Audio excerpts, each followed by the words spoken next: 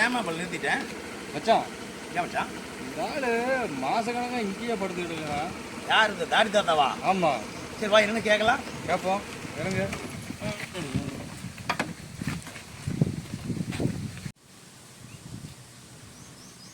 ஐயா, எனக்கு காடு தோட்டம் காரு பங்களா எல்லாம் இருந்தது. எங்கள் பசங்க என்னை அடித்து முடிச்சுட்டாங்க. ஏன்டா அடிக்கிறீங்க கேட்டா, ஆஸ்பத்திரிக்கு கூப்பிட்டு போனால் உனக்கு 5 லட்ச ரூபா செலவான்னு சொல்கிறாங்க.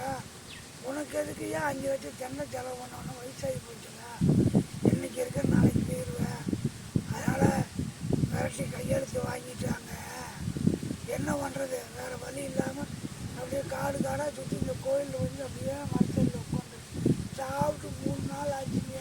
இதே உங்களுக்கு நேரம் 1-2 வந்தால் இதோ இறக்கப்பட்டு சாப்பாடு வாங்கி கொடுப்போம். அதில் உயிர் வாழ்ந்துட்டு இருக்கிறேன். என்ன பண்ணுறது? இந்த மறந்தாயே எங்களுக்கு வீடு. இந்த உயிர் போனாலும் பரவாயில்ல, போக மாட்டேங்குது ஐயா. காரு மழை அடித்தா கூட இந்த மரம் உருவாது. ஆனால் வீடு மலையில் நனைஞ்சா விழுந்துருங்க. தயவு செஞ்சு இந்த மரத்தையெல்லாம் வெட்ட வேணான்னு சொல்லிடுங்க. உங்களை கையெடுத்து கும்பிட்றேன். மரத்தையெல்லாம் வெட்ட வேணான்னு சொல்லிடுங்க. பாரு மச்சான், சொத்து சேர்த்து வச்சாலும் பிரச்சனை, சேர்த்து வைக்கலினாலும் பிரச்சனை. இதான் என்ன வேணாலும் தெரியுமா? இவரை மாதிரி ஆளுகள் பார்த்து நம்மளை திருத்திக்கணும். எப்படிங்கிறியா? எவ்வளோ தான் சம்பாதிச்சாலும் புள்ள பேரில் பொண்டாட்டி பேரில் மற்ற பேரில் எழுதிக்கிறோட நம்ம பேர்லேயும் நமக்குன்னு கொஞ்சம் எழுதி வச்சுக்கிட்டா தான் நாளைக்கு இந்த மாதிரி ரோட்டில் படுத்து சோறுதிக்கிற நிலைமை நமக்கு வராது. ஆமாம். எவ்வளோ தான் பெத்த குழந்தை புள்ள பொண்டாட்டியாக இருந்தாலும் நம்ம கையில் காசு இருந்தால் தான் வீட்டுக்குள்ளே இருப்போம். நம்ம கையில் காசு இருந்தால் ரோட்டில் தான்.